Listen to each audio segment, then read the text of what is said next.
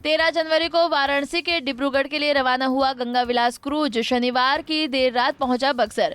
इस क्रूज पर देसी और विदेशी मिलाकर कुल 31 सैलानी सवार हैं। सैलानियों का स्वागत गंगा घाट पर ढोल नगाड़ों के साथ किया गया। इस दौरान बक्सर के तमाम लोग गंगा घाटों पर सैलानियों को देखने के लिए जमा हुए थे, तो वहीं व्यापक सुरक्षा व्यवस्था के बीच खैरानी बक्सर शहर में घूमने के लिए गए और फिर वापस लौटकर क्रूज पर चले गए। सोमवार को बक्सर के चौसा पहुंचेंगे बीकेयू नेता राकेश टिकैत समेत हरियाणा, पंजाब और उत्तर प्रदेश के दर्जनों किसान नेता। ग्रामीणों से करेंगे मुलाकात। उसके बाद थर्मल पावर के समीप पुनः शुरुआत करेंगे राष्ट्रीय किसान महापंचायत कार्यक्रम। राकेश टिकैत ने स्वयं वीडियो जारी कर बिहार के किसानों का बक्सर पहुंचने का दिया निमंत्रण। पूर्व विधायक सह भाजपा नेता राजीव रंजन कई कार्यकर्ताओं के साथ जनता दल यूनाइटेड में हुए शामिल। जेडीयू के राष्ट्रीय अध्यक्ष ललन सिंह ने राजीव रंजन को पार्टी में दिलाई सदस्यता। इस दौरान ललन सिंह ने बीजेपी पर जोरदार हमला बोला और कहा कि सुबह शाम झूठ बोलना बीजेपी का काम है। वहीं इस मौके पर राजीव रंजन ने कहा कि भाजपा शुरू से ही समाज में नफरत फैलाने का काम कर रही है, जो बिल्कुल भी सही नहीं है। गया में पूर्व सीएम जीतनराम मांझी ने इशारों में मुख्यमंत्री नीतीश कुमार पर कसा तंज। कहा कि जिले के तपोवन को पर्यटन हब बनाना चाहिए था, लेकिन यहाँ विकास न होना यहाँ के लोगों के लिए अन्याय की बात है। जमीन के बदले नौकरी देने के मामले को लेकर फिर सीबीआई ने लालू प्रसाद यादव पर एक केस करके उनकी मुश्किलें बढ़ा दी हैं। इसी कड़ी में शनिवार को सहरसा में मधेपुरा सहरसा लोकसभा के सांसद दिनेश चंद्र यादव ने कहा कि पहले भी इस केस में कोर्ट का निर्णय आया था, लेकिन आप लोग जानते हैं कि बीजेपी की सरकार है, उनको अपोजिशन के सभी लोग चोर नजर आते हैं।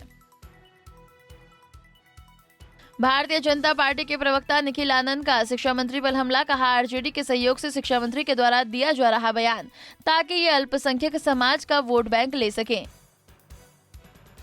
ललन सिंह ने नित्यानंद राय और चिराग पासवान पर कसा तंज। कहा नित्यानंद फ्रीडम फाइटर हैं और फ्रीडम फाइटर कुछ भी बोल सकता है। चिराग पासवान भी बड़े क्रांतिकारी हैं। पीपरा थाना क्षेत्र के NH 106 सड़क आनंदी पट्टी गांव के नजदीक देर रात चलती बाइक में अचानक भीषण आग लग गई। आग की लपटें इतनी भयानक थी कि बाइक पूरी तरह से जलकर खाक हो गई। हादसे में बाल बाल बचे वाहन चालक। बक्सर में केंद्रीय मंत्री व स्थानीय सांसद अश्विनी कुमार चौबे का 24 घंटे का मौन व्रत टूटते ही जो ही वो वहां से उठे, वैसे ही महागठबंधन के नेताओं की ओर से अंबेडकर बाबा साहेब की प्रतिमा को गंगा जल से शुद्ध करने का काम किया गया। महागठबंधन के नेताओं का कहना था कि बाबा साहेब की प्रतिमा के नीचे बैठकर स्थानीय सांसद ने झूठ बोलने का काम किया है, जिससे ये स्थान अशुद्ध हो गया था। रांची के धुरवा स्थित JSC इंटरनेशनल स्टेडियम में होने जा रहे भारत न्यूजीलैंड T20 सीरीज से पहले मैच की टिकट की दर पर घोषित कर दी गई है। यहां इस सीरीज का पहला मैच खेला जाएगा। टिकट की बिक्री JSC इंटरनेशनल स्टेडियम स्थित काउंसर से 24, 25 और 26 जनवरी को होगी। मैच प्रेमी सुबह 10 बजे से शाम 5 बजे तक टिकट ले सकते हैं। झारखंड के शिक्षा मंत्री सह डुमरी विधायक जगन्नाथ महतो का काफिला डुमरी के नेशनल हाईवे 19 पर अचानक रुक गया।